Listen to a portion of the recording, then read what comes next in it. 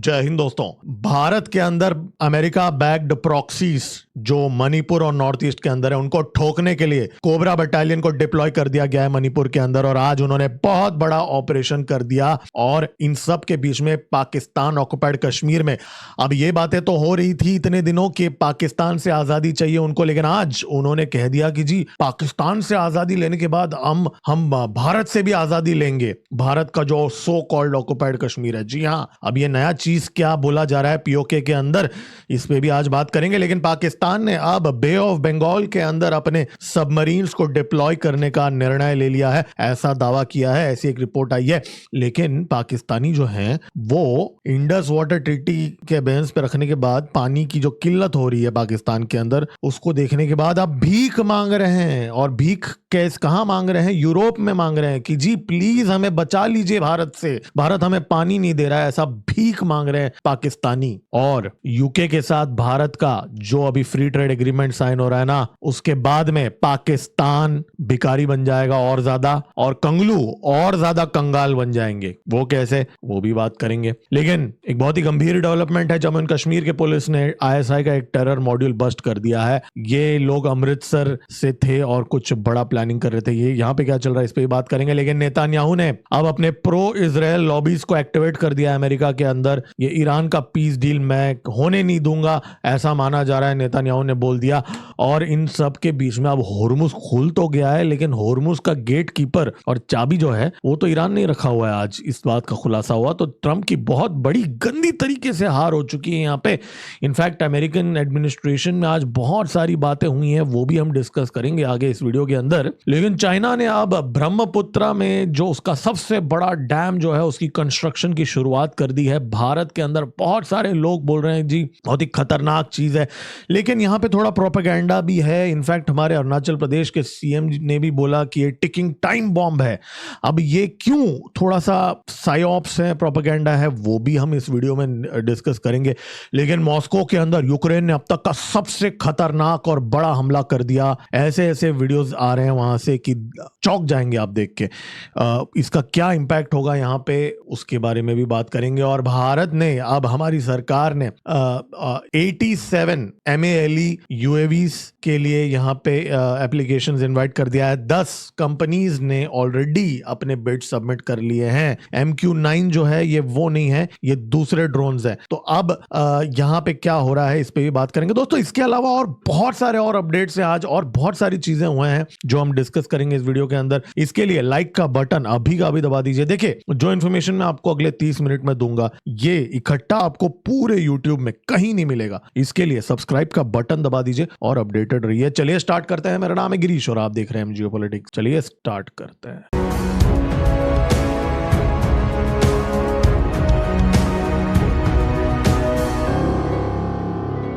देखिए America backed proxies जो आतंक मचा रहे हैं भारत के नॉर्थ ईस्ट को, उसको ध्वस्त करने के लिए कोबरा बटालियन को इस समय डिप्लॉय कर दिया गया है। इस महीने 2 हफ्ते पहले ही उनको डिप्लॉय कर दिया गया था और आज उन्होंने एक बहुत ही सक्सेसफुल ऑपरेशन कंडक्ट भी कर लिया इतनी जल्दी। देखिए 36 आवर्स की एक ऑपरेशन हुई। वैसे इसके अंदर इंडियन आर्मी, पुलिस, सीआरपीएफ के बाकी जो ट्रूप्स सारे इन्वॉल्व थे, लेकिन माना जा रहा है कोबरा बटालियन ने लीड किया। इसके अंदर 61 बंकर्स को ध्वस्त कर दिया और मल्टीपल लोकेशंस पे ये ऑपरेशन हुई। देखिए 17 जून तक के तारीख को एक सिक्योरिटी फोर्सेस को एक इंटेलिजेंस मिली और कि एक कुछ मिलिटेंट्स छुपे हुए हैं, और फिर तब कोबरा बटालियन ने अपना काम शुरू किया और फिर मल्टीपल लोकेशंस 4 गांव में कांगपोकी डिस्ट्रिक्ट के अंदर उन्होंने ये ऑपरेशंस किए। बहुत सारे बंदूक और बारूद बरामद हुए, कुछ तो वहां के पुलिस वालों से लूटे गए थे, उनको पूरा पकड़ के यहाँ पे हासिल कर लिया गया वेपन्स को। देखिए ये जो कोबरा बटालियन है ये 2009 में रेज किया गया था। इनका फोकस है जो है वो जंगल वॉरफेयर और काउंटर इंसर्जेंसी को डील करने के लिए। हाल ही में छत्तीसगढ़ के अंदर इन्होंने बहुत सारे सक्सेसफुल ऑपरेशंस किए।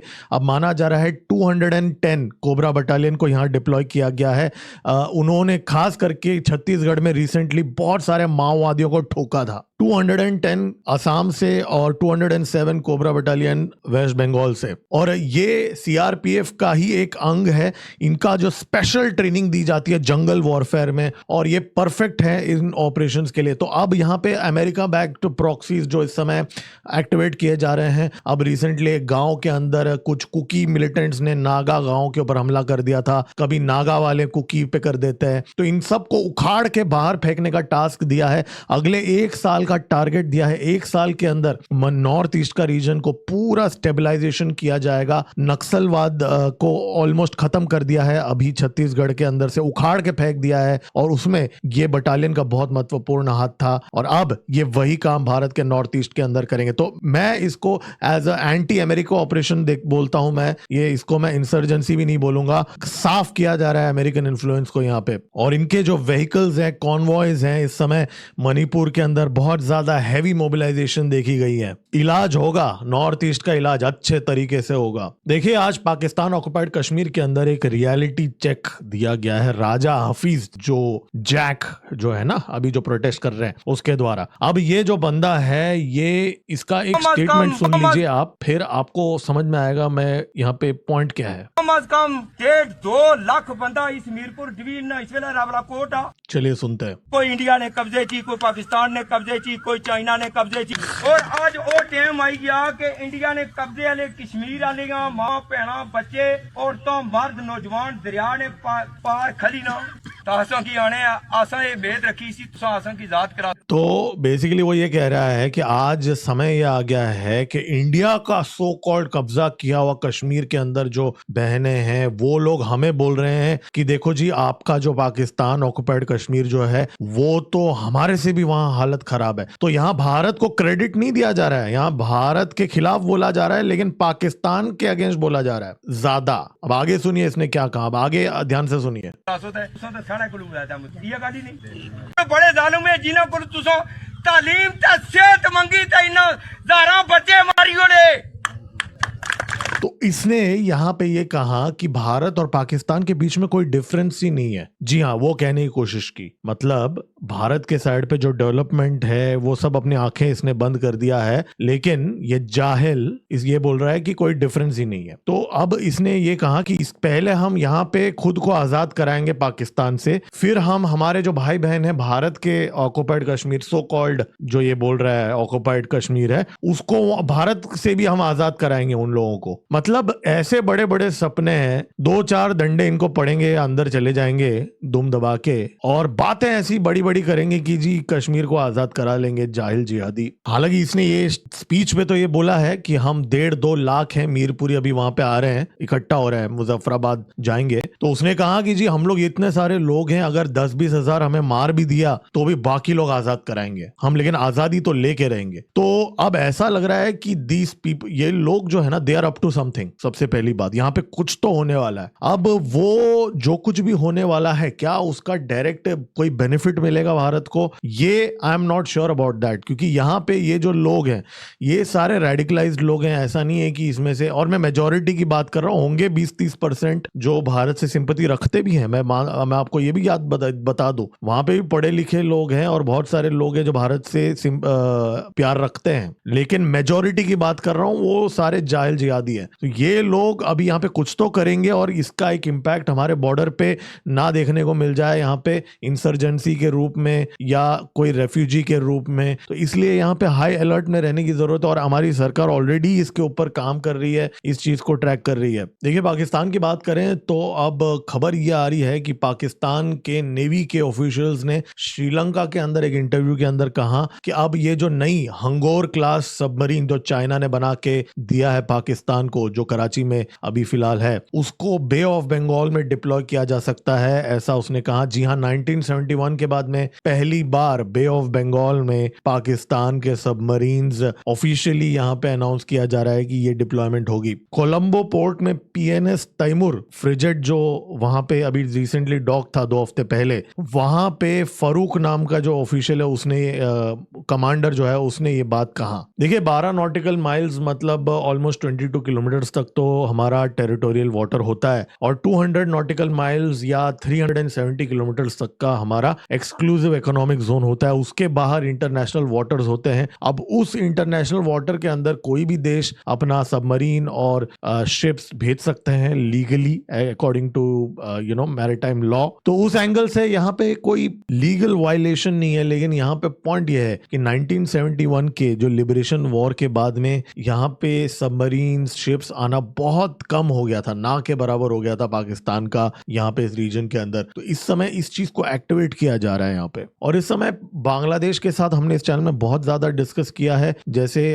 ढाका यूनिवर्सिटी के अंदर उर्दू शायरी महफिल्स बिठाए जा रहे हैं। इनफैक्ट राहत फतेह अली खान ने भी परफॉर्म किया था ढाका के अंदर, डायरेक्ट फ्लाइट स्टार्ट किए गए हैं। तो पीपल्स टू पीपल्स कांटेक्ट की अगर बात करें, आज ही का एक रिपोर्ट है, जमात के लीडर से पाकिस्तान का एनवॉय मिला, 500 स्टूडेंट्स को पाकिस्तान स्कॉलरशिप प्रोवाइड कर रहा है कंगलुओं को। अब कौन सा स्टूडेंट होगा, क्या ये लश्कर तैयबा पढ़ाएगा इन लोगों को, उनके कैंप में स्टूडेंट्स पढ़ेंगे या जैश मोहम्मद पढ़ाएगा, कौन पढ़ाएगा, कौन से स्टूडेंट पढ़ाएंगे इनको। खैर, इस बात पे एक और महत्वपूर्ण खबर मैं आपके साथ शेयर करना चाहता हूं कि आज जो होम मिनिस्टर है बांग्लादेश का, उसने बीएसएफ पे आरोप लगाया कि जी बीएसएफ जो है ह्यूमन राइट्स वायलेशन कर रहा है, भारत ह्यूमन राइट्स वायलेशन कर रहा है। इलीगल पाकिस्तानी जो बांग्लादेशी जो क्रॉस कर रहे हैं उनको ठोक के। अब ये बात उसने ये भी कहा कि 36 अटेम्प्ट्स को नई सरकार बनने के बाद रोका है। और आज ही के दिन ह्यूमन राइट्स वॉच नाम की ऑर्गेनाइजेशन ने एक रिपोर्ट पब्लिश किया कि भारत जो एथनिक बंगाली हैं, जो इलीगल करार कर रहा है, उन लोगों को, बंगाली मुस्लिम्स को पकड़ पकड़ के बांग्लादेश भेज रहा है, भारत अत्याचार कर रहा है, ऐसा एक आरोप लगाया ह्यूमन राइट्स वॉच। ये ह्यूमन राइट्स वॉच की फंडिंग जो है वो ओपन सोसाइटी फाउंडेशन करता है, फोर्ड फाउंडेशन करता है। जॉर्ज सोरोस ने $100 मिलियन दिए हैं इस ह्यूमन राइट्स वॉच को। तो इसको एक्टिवेट कर दिया गया है। मोहम्मद यूनुस भी माना जाता है इन ऑर्गेनाइजेशंस और एनजीओस के साथ वेस्ट में जुड़ा हुआ है। और फिर इसी आर्टिकल को सारे बांग्लादेशी न्यूज आउटलेट्स ने कैरी कर दिया कि देखो जी, Bharat unlawfully ethnic Bengali Muslims को बांग्लादेश के अंदर भेज रहा है। तो ऐसा एक नैरेटिव बनाया जा रहा है ताकि आगे जाके कोई कॉन्फ्लिक्ट हो तो बांग्लादेश का एक मॉरल हाई ग्राउंड हो यहाँ पे। और ये जो होम मिनिस्टर है, इसने ये कहा कि जी बीएसएफ और बीजेपी का जो मीटिंग हुआ उसमें भी रेज हुआ, हर मीटिंग में रेज होता है, लेकिन उसके बाद में भी भारत का बीएसएफ बेरहम है, मार डालता है कंगलुओं को।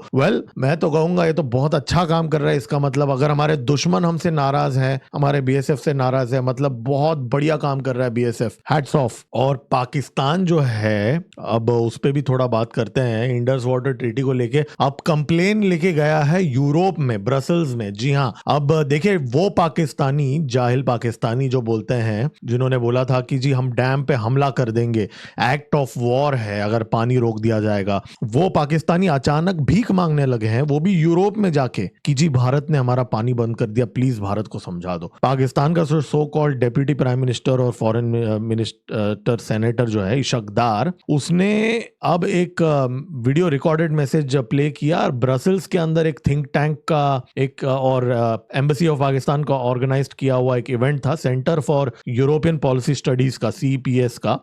और वहां पे उन्होंने कहा कि जी ये जो भारत जो है बॉर्डर का जो ट्रीटी है उसको ऑनर नहीं कर रहा है, पीसफुल कोएग्जिस्टेंस होना चाहिए, UN चार्टर का फॉलो नहीं कर रहा है भारत, देखो कितना बुरा है भारत। और भारत जो रिजर्वायर एक्सपेंशन कर रहा है इंडस रिवर सिस्टम के अंदर, और जो हाइड्रो हेगेमनी है भारत का, जी हाँ, अब ये नया शब्द भी इन्वेंट कर लिया, हाइड्रो हेगेमनी, ठीक है, पाकिस्तानी, जाहिल पाकिस्तानी, वो बोल रहे हैं कि सीरियस रिस्क है to regional stability and water security. और फिर उसने ये कहा, वाटर कभी भी एक इंस्ट्रूमेंट की तरह इस्तेमाल नहीं करना चाहिए किसी और देश को हानि पहुंचाने के लिए। और पूरा यहाँ पे विक्टिमहुड नैरेटिव बिछाया जा रहा है। देखिए, अब आप बोलोगे इसमें हमको क्या, वो वहां जाके रोएंगे। जी हाँ, इसमें कोई प्रॉब्लम वाली बात नहीं है, हमारा भी यूरोप में काफी अच्छा, पाकिस्तान से तो अच्छा रिश्ता है। लेकिन यहाँ पे क्या है कि ये जो इस समय एक बेस सेट किया जा रहा है कि आगे जाके अगर कोई कॉन्फ्लिक्ट हो तो पाकिस्तान जो है वो यहाँ पे विक्टिम प्ले करेगा। जैसे गाजा के अंदर जो हमास है, टेररिस्ट ऑर्गेनाइजेशन है, उन लोगों ने वहां विक्टिम प्ले किया, राइट। हालांकि वहां पे हुए हैं कुछ वायलेशंस, लेकिन बाय एंड लार्ज जो मिलिशिया है, राइट, जो इंस्टिगेटर है, वो विक्टिम प्ले करता है। तो यहाँ पाकिस्तान अभी से ही विक्टिम बन के बैठा हुआ है यहाँ पे। तो ये जो पाकिस्तानी है ये इन्होंने बोला था कि जी ये एक्ट ऑफ वॉर है। अब देखो हमने तो रोका नहीं है इनको, हमने हाथ थोड़ी पकड़े हैं। ये हमला बेशक कर सकता है डैम के ऊपर। आसिम मुनीर ने बोला भी तो था हम 10 मिसाइल दाग देंगे डैम के ऊपर, बोला था ना मुन्नी ने, तो हमने तो हाथ रोका नहीं। अब ये लोग जाके भीख मांग रहे हैं, जब वो भी जाके यूरोप में भीख मांग रहे हैं, इससे थोड़ी कुछ होगा। इनफैक्ट एक आखिरी अपडेट है पाकिस्तान और बांग्लादेश को लेके, इसके बाद में और भी बहुत सारे मुद्दे हैं, ईरान और चीजें हम बात करेंगे। एक आखिरी अपडेट ये है पाकिस्तान बांग्लादेश को लेके। देखिए ये एक्चुअली उनसे रिलेटेड नहीं है, लेकिन कहीं ना कहीं उनके ऊपर इफेक्ट है। भारत और यूके का जो फ्री ट्रेड एग्रीमेंट हो रहा है यहाँ पे, राइट, अब इसमें इसके बाद में कंगलू और ज्यादा कंगाल हो जाएंगे और पाकिस्तानी भिखारी और ज्यादा भिखमंगे बन जाएंगे। क्यों? क्योंकि अब जो बांग्लादेश जो है यहाँ पे, उनको यूरोपियन यूनियन के साथ, जैसा उनको प्रिविलेज बोलता हूं मैं, एक्चुअली प्रिविलेज भी नहीं है, ये लीस्ट डेवलप्ड कंट्री का दर्जा दिया गया है कंगलों को, बांग्लादेश को। और यूके का डेवलपिंग कंट्रीज ट्रेडिंग स्कीम करके एक है जिसका पार्ट है Pakistan, developing countries trading scheme. अब ये दो स्कीम्स के मुताबिक क्या होता है, ये गरीब देशों को टैरिफ नहीं होता है। उनके कपड़े, टेक्सटाइल, अपैरल, जो माल वो एक्सपोर्ट करते हैं, रेडीमेड गारमेंट वगैरह जो एक्सपोर्ट करते हैं, इसमें टैरिफ नहीं होता। अब इसके वजह से क्या हो रहा था, भारत से जो एक्सपोर्ट्स हो रहे थे वो 12% टैक्स लग रहे थे यूके के अंदर। अब भारत को भी 0% हो जाएगा और ये डील फाइनलाइज हो चुका है। इनफैक्ट G7 समिट में मोदी जी और कियर स्टारमर के बीच में एक बात भी लीक हो गई, तो अब ये खबर तो बाहर आ गई कि जी अगले महीने इंप्लीमेंट भी हो रहा है भारत और यूके का डील। तो इसका मतलब भारत का जो कपड़ा होगा, अपैरल होगा, वो सब 0% टैरिफ पे जाएगा यूके, अच्छी क्वालिटी वाला कपड़ा। और ये जाहिल पाकिस्तानी और कंगलू जो हैं, इनका कपड़ा अब भारत के साथ compete नहीं कर पाएगा, क्योंकि अब यहाँ पे मार्केट में एक नया प्लेयर आ चुका है यूके के अंदर। नया नहीं बोलूंगा, पुराना प्लेयर विदाउट टैरिफ। पाकिस्तानी भिखारियों को भीख मांगना हम मुश्किल कर देंगे, पानी के लिए तरसेंगे, चिल्लड़ के लिए तरसेंगे कटोरे के अंदर। और बेटा टॉयलेट पेपर जो है ना, यूज हो चुका है, साफ कर लिया है अमेरिका ने। अब आगे क्या होगा पता है पाकिस्तानियों को। और हाँ, एक आखिरी चीज, पाकिस्तानियों की बात हो रही है तो ये शहबाज शरीफ अकेला ही साइन कर रहा था आज, जो MOU है, अकेला बैठा था। उसने 2 दिन पहले अनाउंस किया था ट्विटर के अंदर, बहुत बड़ी बेइज्जती तो नहीं बोलूंगा, इनकी तो क्या ही इज्जत है। उसने क्या किया, शहबाज शरीफ ने अपना जो ट्विटर पे जो उसने लिखा है पोस्ट, वो डिलीट कर दिया कि फ्राइडे को स्विट्जरलैंड के अंदर साइनिंग होगा। उसने बोला था ना कि जहां आसिम मुनीर फील्ड मार्शल और मैं जाएंगे, उसको सपने देखे उसने कि वहां पे सब होंगे, ट्रंप होंगे और ये पाकिस्तान का कद ऊंचा हो जाएगा, वो वहां जाके मंच पे बैठेगा और साइनिंग होगा। वो सब कुछ भी नहीं हुआ। उसने अपना पोस्ट डिलीट कर दिया और अकेले आज साइन करते हुए दिखा कैमरा के सामने। और सबसे मजाक वाली बात है, ये सबसे बड़ा जोक है, सबसे बड़ा जोक है, शहबाज शरीफ जो है वो गारंटर है, पाकिस्तान गारंटर है। मतलब जिस देश की, सो कॉल्ड देश भी नहीं है, जिस एंटिटी की खुद की गारंटी नहीं है कि वो रहेगा कि नहीं रहेगा, वो गारंटर है ईरान के पीस डील के लिए।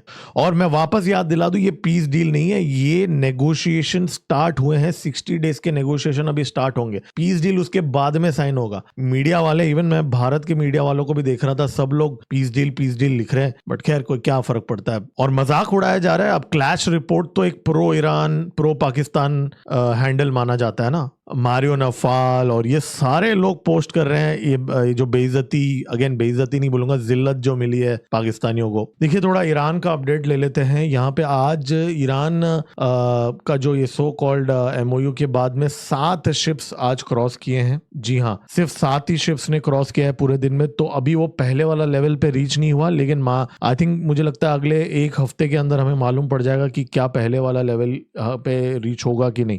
लेकिन ईरान ने यहाँ पे बहुत ही साफ बोल दिया है कि जो ईरान की स्टेट मीडिया का ये मानना है कि जो भी शिप्स जाएंगे वो सब ईरान के परमिशन से जाएंगे, ईरान की नेवी परमिशन देगा तो ही वो जाएंगे। और ईरान का दावा है कि 11 वेसल्स ईरान के उन्होंने क्रॉस किया है, US के नेवल ब्लॉकेड से पार कर लिया है उन्होंने जब से MOU फाइनल हुआ है। और अब बातें हो रही हैं, ईरान के जो एनवॉय हैं उन्होंने तुरंत बोल दिया भारत और ईरान के जो ट्रेड है, ऑयल का ट्रेड है, वो बढ़ सकता है। देखिए मैं आपको एक बात बता दूं, यहाँ पे हमारा जो ट्रेड है वो अब रीस्टार्ट हो जाएगा। अब बातें ऐसी हो रही है कि हमारा जो छाबार पोर्ट है, जो हमने लीज पे एक ईरानियन कंपनी को दिया हुआ है अभी चलाने के लिए, हमने $120 मिलियन हमने पे कर दिया है इंडिया पोर्ट्स ग्लोबल ने पिछले साल, और हम वहां से बाहर निकल चुके हैं टेम्पररीली। अब जिसको लीज पे दिया है उससे हम लीज वापस ले सकते हैं और वापस हमारा जो ऑपरेशन है, हमारा जो टर्मिनल है, वो हम चला सकते हैं छाबार पोर्ट के अंदर। और ईरान से अगर ऑयल आएगा और वो अगर ये पीस डील होता है, अभी भी ये कंडीशंस अप्लाइड है, जैसा मैंने आपको कहा, ये मुझे तो अभी भी डाउट लग रहा है कि ये सॉल्व होगा, लेकिन हाँ 2 महीने के अंदर थोड़ा बहुत आना शुरू हो जाएगा ऑयल, इसमें भी कोई दो राहें नहीं है। अगर ये होता है तो यहाँ पे पहले जो नहीं हो रहा था वो अब होगा। इस समय रशिया के ऑयल रिफाइनरीज पे हमले हो रहे हैं, अभी मैं आऊंगा उसके ऊपर, बहुत बड़ा एस्केलेशन हो गया रशिया में, उस पे भी आएंगे हम। लेकिन वहां से जो ऑयल सप्लाई अभी कम हो सकता है उसको कॉम्पनसेट करने के लिए अब ईरान का जो के ऊपर जो सैंक्शंस है वो हटेंगे, वो हमारे लिए काफी फायदेमंद हो सकता है। और यूएई, आज खबर ये आई है कि यूएई के साथ हमारा जो अभी प्री वॉर लेवल पे पहुंच चुका है हमारा ऑयल इंपोर्ट्स। जी हाँ, मई के महीने में। इसका मतलब क्या है? इसका मतलब ये है कि हम फुजैरा पोर्ट का इस्तेमाल बहुत अच्छे तरीके से कर रहे हैं इस समय। और फुजैरा पोर्ट का इस्तेमाल करने का मतलब ये है कि हम स्ट्रेट ऑफ हॉर्मुज बाईपास करके हम अपना तेल खरीद रहे थे यूएई से पिछले 1 महीने तक। तो ईरान वॉर का हमें यूएई से जो तेल आता है उस पर कोई फर्क ही नहीं पड़ा, क्योंकि हम स्ट्रेट ऑफ हॉर्मुज को बाईपास करके गल्फ ऑफ ओमान में फुजैरा का जो पाइपलाइन है हबशान से फुजैरा, हम वहां से ले रहे थे। तो ये बात का आज वैलिडेशन हो गया है रॉयटर्स की रिपोर्ट के द्वारा। अब यहाँ पे ईरान का तेल मार्केट में आना शुरू हो जाएगा। लेकिन ट्रंप ने ये एक्सेप्ट भी किया है, आज ट्रंप ने ये मान लिया कि उसकी हालत खराब है। अब सुन लीजिए उसने क्या कहा। I'm the hell out of a bad president. No, there's nothing I can do. But what this does is it allows the ships to go. If we keep bombing, those ships won't be going. And you're talking about also we run out of reserves in about 4 weeks. You know, there are reserves all over the world, and we would really run out. And there'll be a time when you wouldn't be able to get it. And you want to see bedlam? So for all those so-called geniuses that want to show me how smart they are. तो Trump ने घुटने take दिया। अभी मैं क्यों बोल रहा हूँ ट्रंप का बात, आपने सुना? ट्रंप ने कहा कि 3 से 4 हफ्तों के अंदर रिजर्व्स खत्म हो जाएंगे तेल के, अगर हमने ये वॉर को यहाँ पॉज नहीं किया तो। इसका मतलब ट्रंप यहाँ पे G7 में मंच पे बैठ के बोल रहा है, लिटरली वो बोल रहा है कि मैंने सरेंडर कर लिया क्योंकि मेरे पास कोई और ऑप्शन नहीं था। अब इससे ज्यादा कोई क्या बोल सकता है? इसके बाद में भी मागा वाले बोल रहे हैं कि जी ये बहुत बड़ा मास्टर स्ट्रोक है। मास्टर स्ट्रोक्स का चस्का तो अभी अमेरिकन को भी लग रहा है यहाँ पे, लेकिन फर्क यह है कि अमेरिका के पास कोई मास्टर स्ट्रोक नहीं, उनकी बेइज्जती हो गई यहाँ पे। और एक तरफ यहाँ नेतन्याहू बोल रहा है मैं तो ट्रूप्स रखूंगा लेबनान के अंदर, और ट्रंप ने एमओयू के अंदर साइन ये किया, दस्तखत ये किया कि ये जो सीज फायर है ये इजराइल फॉलो करेगा, जबकि इजराइल वहां पे नेतन्याहू मंच पे बैठ के बोल रहा है कि जी मैं तो फॉलो नहीं करूंगा। और ट्रंप ने घुटने तो ऐसे टेके, आज उसने ये भी कह दिया कि जी इट्स ओके है ईरान के पास अगर बैलिस्टिक मिसाइल रहा तो।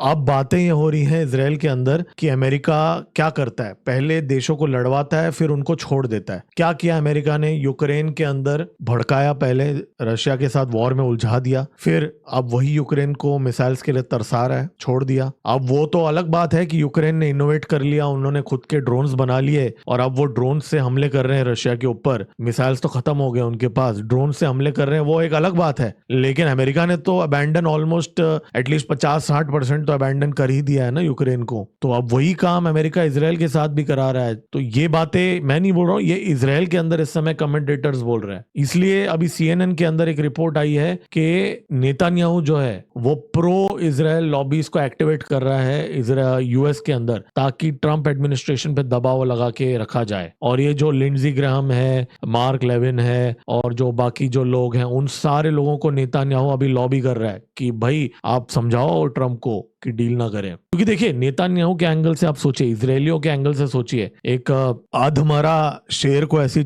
शेर ही बोल देते, एक एग्जांपल के तौर पे बोल रहा हूँ, छोड़ देंगे तो फिर वो आके तो खाने को आएगा ना, दौड़ेगा। अधमरा सांप को भी नहीं छोड़ सकते ना। तो उसी तरह अब ऐसा हो गया कि ईरान को आधा अधूरा ठोक के छोड़ दिया तो फिर वो वापस आके हिजबुल्लाह को एक्टिवेट करेगा, हमास को खड़ा करेगा, और जो इतना प्रोग्रेस किया है ये पूरा साफ हो जाएगा। ये नेतन्याहू का सबसे बड़ा वरी है यहाँ पे। और देखिए यहाँ पे अमेरिका के लिए भी वरी है। अभी ट्रंप ने पूरा वो वीडियो बनाया था ना कि गाजा में मैं कैसीनो बनाऊंगा, वो सब कैसे पूरा होगा अगर ये डील साइन हो जाएगा तो, राइट? इसलिए मैंने आपको बहुत पहले ही बोल दिया है, ये पूरा ड्रामा अब आप देखो अगले आगे 2 महीने में क्या होता है। मुश्किल लग रहा है, ये टाइम बाय कर रहे हैं ताकि अपना स्टॉक रिप्लेनिश कर पाए। थोड़ा भारत पे आते हैं। आज भारत चाइना को लेके कुछ खबरें हैं। चाइना को मिर्ची लग गई। ग्लोबल टाइम्स ने आज पब्लिश कर दिया कि जी ये जो ट्विटर के अंदर अभी चल रहा है ना, वीडियोस वायरल हो रहे हैं, आप चाइना सर्च करके देखो, ट्विटर के अंदर आपको सारे चाइना के गंदगी, गंदे गंदे लोग वहां पे कैसे रहते हैं, गंदे लोकेशंस, वो सारे वीडियोस दिख जाएंगे। मैंने इस चैनल में बताया भी था आपको 2 दिन पहले कि एक अनऑफिशियल मूवमेंट शुरू हो चुका है जहां पे भारत के सोशल मीडिया यूजर्स चाइना के अंदर जो भी गंदे गंदे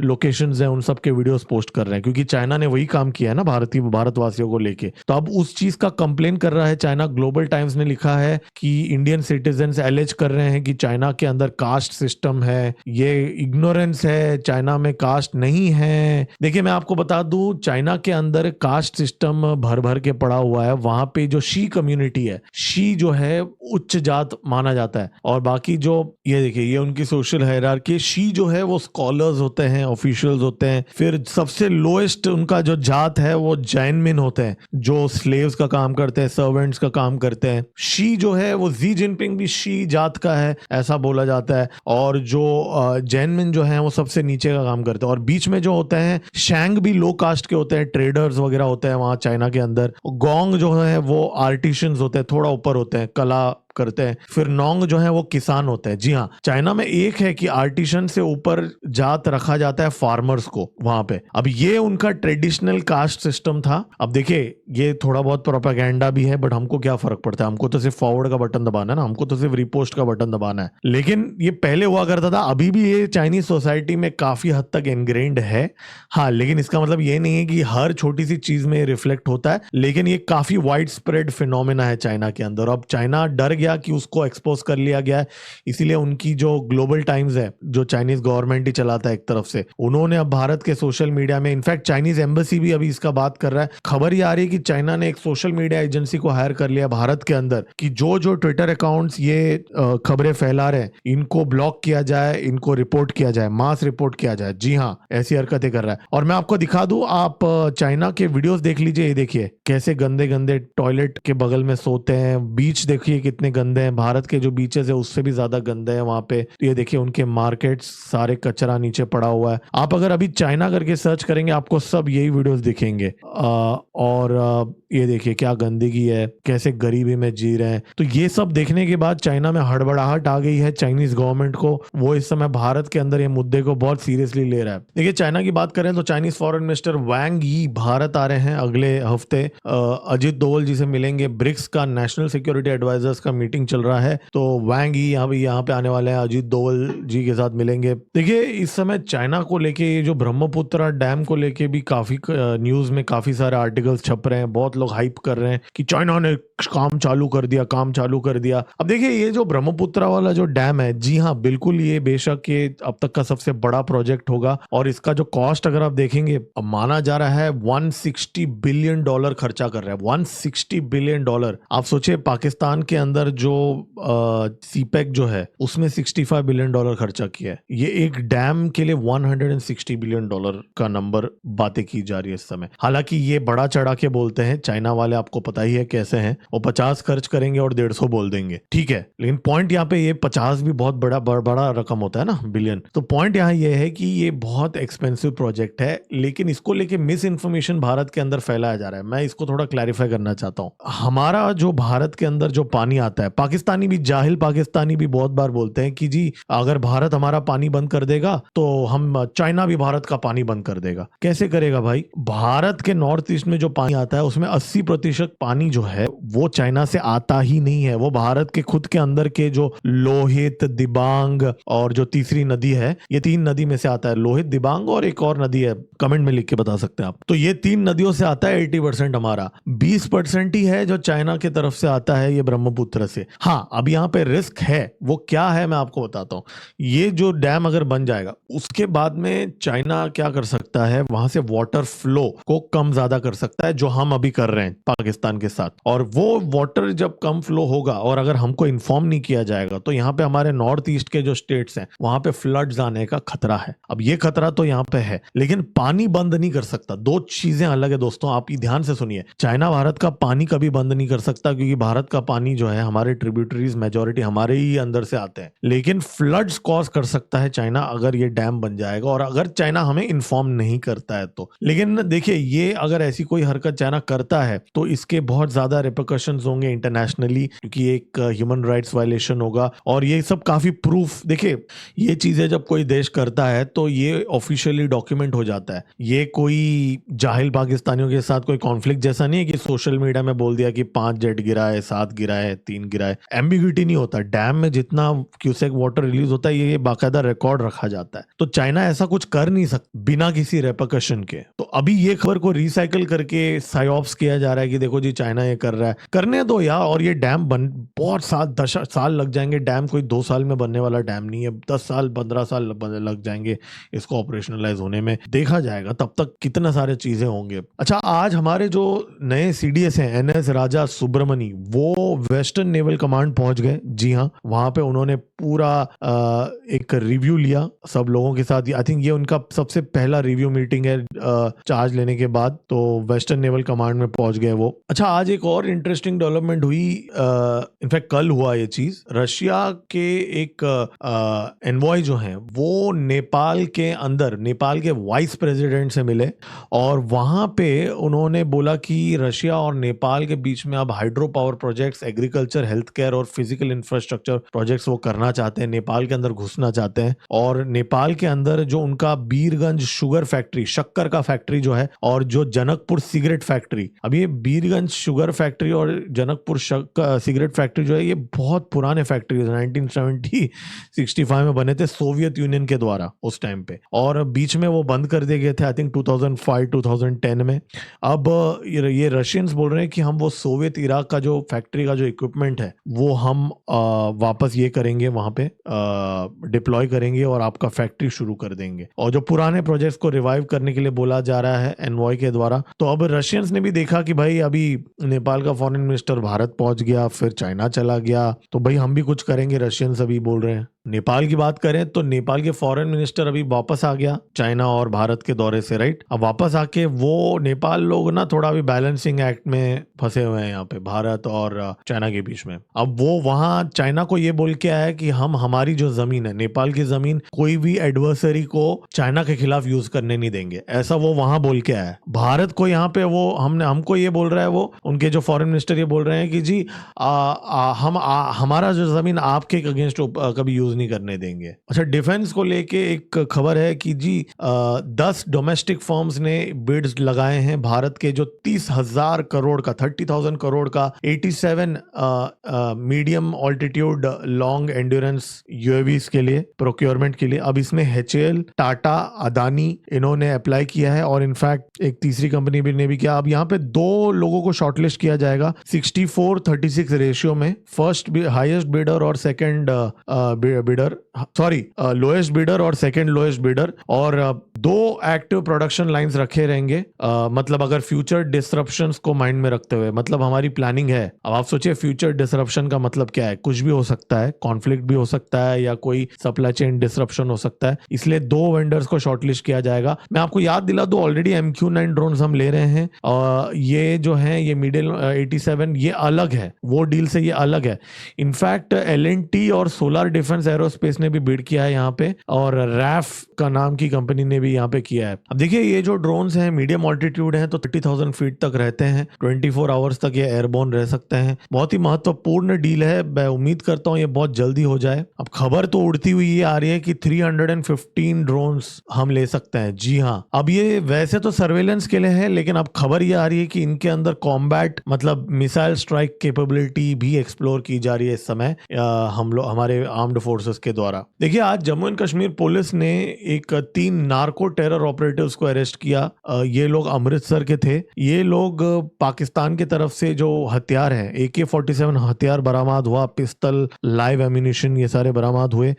ये लोग बॉर्डर पे पाकिस्तान ने ड्रोन से ड्रॉपिंग किए थे इन हथियारों को, उसको इन लोगों ने पकड़ के, इनफैक्ट ड्रग्स भी थे इनके पास, 1.5 kg का हीरोइन, 11 लाख कैश। तो ये लोग 80% जो ड्रग्स सप्लाई किए जाते हैं जम्मू डिस्ट्रिक्ट के अंदर, ध्यान से सुनिए, 80% जम्मू डिस्ट्रिक्ट के अंदर जो ड्रग्स सप्लाई किए जाते हैं वो ये लोग करते थे। तो बहुत बड़ा बस्ट है। अगेन पाकिस्तान के ISI का डायरेक्ट लिंक है। ये लोग पाकिस्तान के से ये लोग कोऑर्डिनेट कर रहे थे। हर हफ्ते कम से कम 2 पाकिस्तान के ISI मॉड्यूल्स बस्ट होते हैं। अभी कल ही हमने कवर किया था, राइट, कि दिल्ली के अंदर 7 लोग अरेस्ट हुए थे। वो लोग ब्लास्ट कराने वाले थे दिल्ली के अंदर, और अब ये चीज हो जाता है। लिटरली पाकिस्तानी भीख मांग रहे हैं ऑपरेशन सिंदूर के लिए। और आज सेर्गियो गोर, जिसको इलॉन मस्क ने सांप कहा था, भारत के अंदर जो US के एम्बेसडर है, उसने आज पोस्ट किया कि जी प्रेसिडेंट ट्रंप के लीडरशिप के वजह से भारत के कंपनीज अब 20.5 बिलियन डॉलर्स इन्वेस्ट करेंगे अमेरिका के अंदर, टेक्नोलॉजी, मैन्युफैक्चरिंग और फार्मास्यूटिकल्स के अंदर। 12 कंपनीज ने ऑलरेडी $1.1 बिलियन इन्वेस्टमेंट डिक्लेयर किया आज ही।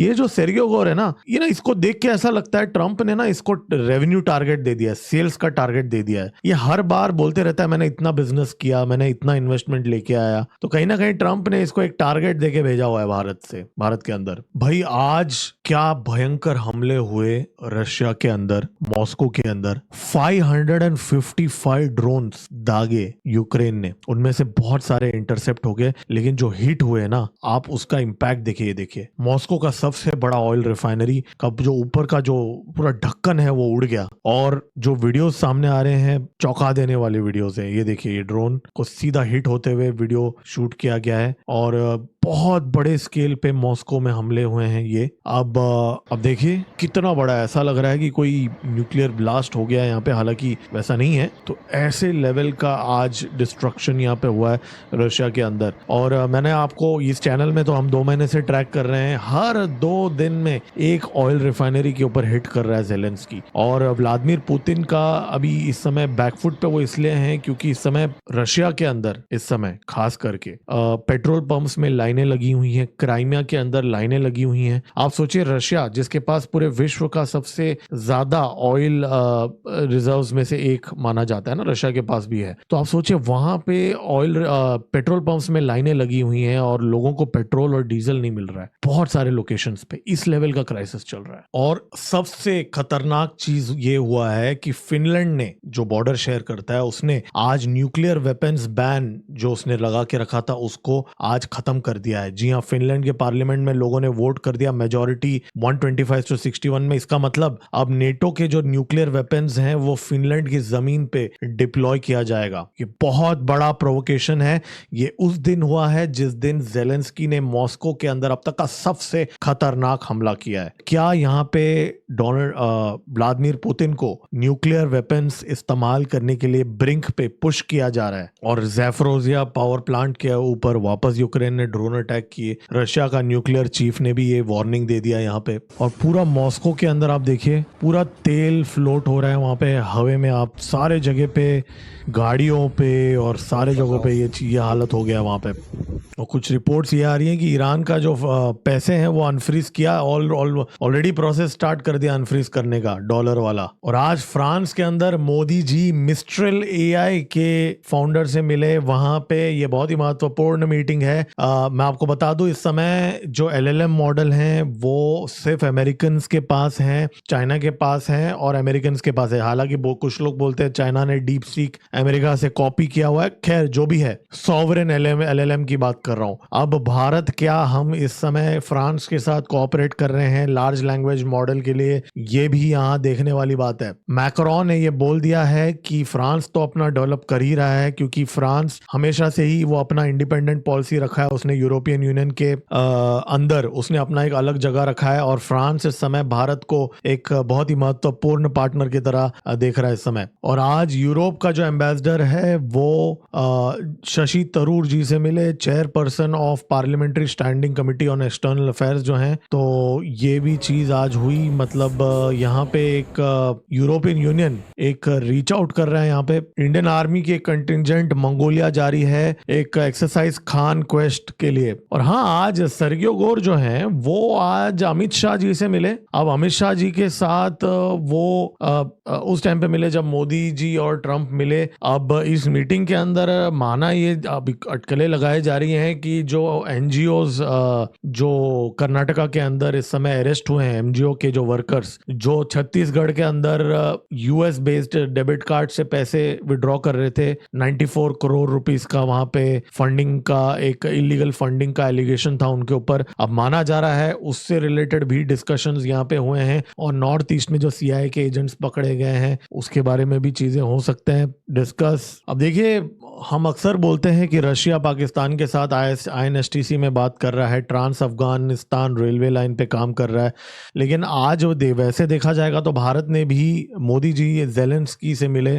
वहां पे। अब देखिए, मिलने में क्या है, मिलने में तो सब लोग सबसे मिलते हैं, लेकिन हमारा अभी इस समय यूक्रेन के साथ भी कुछ नेगोशिएशंस चल रहे हैं कुछ डील्स के लिए। जी हाँ, हमने इस चैनल में पहले भी कवर किया था कुछ डिफेंस डील की बातें यूक्रेन के साथ भी चल रहा है यहाँ पे। चलो जी, बहुत हो गई सीरियस बातें, अब समय है कॉमेडी टाइम का, और कॉमेडी माने पाकिस्तान। तो भाई आज कौन सा क्लिप है, ये जो ख्वाजा आसिफ जो सो कॉल्ड डिफेंस मिनिस्टर है उनका क्या बोला उसने, एक बार सुन लेते हैं। कल मोदी ने बयान दिया है, मुबारक दे रहा है वो ट्रंप को, प्रेसिडेंट ट्रंप को। उसको इतना दिल गुर्दा नहीं है उसमें कि उसमें पाकिस्तान का नाम जो है वो शामिल करे, जिसकी छप्पर छाओं के नीचे ये सारा कुछ हो रहा है अल्लाह के फजल करम से। पाकिस्तान के छत्र छाया के अंदर ये सब कुछ हो रहा है। कौन सा छत्र छाया की बात कर रहे हो यार? डोनाल्ड ट्रंप ने फ्रांस के G7 में साइन किया जबकि उसको जाना था स्विट्जरलैंड के अंदर साइनिंग के लिए। पाकिस्तान के शहबाज शरीफ को शर्मिंदगी के साथ अपना ट्वीट को डिलीट करना पड़ा। कौन सा छत्र छाया? और लाल टोपी के हसीन सपने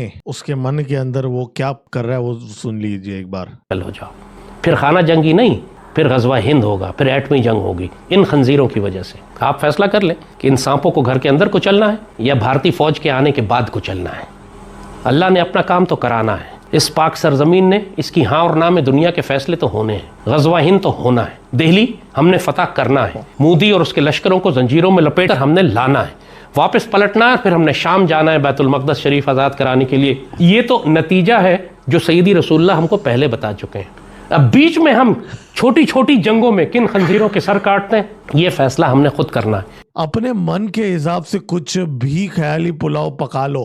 तो आगे हम इस चीज को ट्रैक करेंगे कि मणिपुर के अंदर अभी क्या होगा, कोबरा बटालियन के आगे के ऑपरेशंस को हम इस चैनल में ट्रैक करेंगे। पाकिस्तान इस समय जो मैं बोलूंगा फ्री हो चुका है मुनीर, जो ईरान के जो सो कॉल्ड झमेले से, अब उसके बाद में यहाँ पे क्या अपना वो लक आजमाएगा वापस डोनाल्ड ट्रंप की बैकिंग से, क्योंकि अब पाकिस्तान में कुछ लोग कंफ्यूज हो चुके हैं ट्रंप का वो स्टेटमेंट सुनने के बाद। If India is attacked I will be there to save. जाहिल है ना पाकिस्तानी, उनको तो क्या पता, कोई चीज पता नहीं होता उनको। तो वो लोग भी थोड़े से कंफ्यूज हो चुके हैं अभी इस समय कि टॉयलेट पेपर इस्तेमाल हो चुका है कि नहीं हो चुका है, वो पता लगाने की कोशिश कर रहे हैं। तो दोस्तों सब्सक्राइब का बटन दबा दीजिए। देखिए, जो इन्फॉर्मेशन मैंने आपसे अभी इतने कम टाइम में शेयर किया है ये आपको इकट्ठा कहीं नहीं मिलेगा। इसके लिए सब्सक्राइब का बटन दबा दीजिए और अपडेटेड रहिए। और लाइक का बटन दबाना तो बनता है बॉस, बहुत समय लग जाता है सारा इन्फॉर्मेशन इकट्ठा करने के लिए, एक लाइक का बटन तो दबा। और QR कोड आपके सामने है, इसमें आप कंट्रीब्यूट करके इस चैनल को सपोर्ट कर सकते हैं। सुपर स्टिकर खरीद के भी आप इस चैनल को सपोर्ट कर सकते हैं। तुरंत मिलते हैं अगले वीडियो में। मेरा नाम है गिरीश और आप देख रहे हैं MGO पॉलिटिक्स। जय हिंद, भारत माता की जय।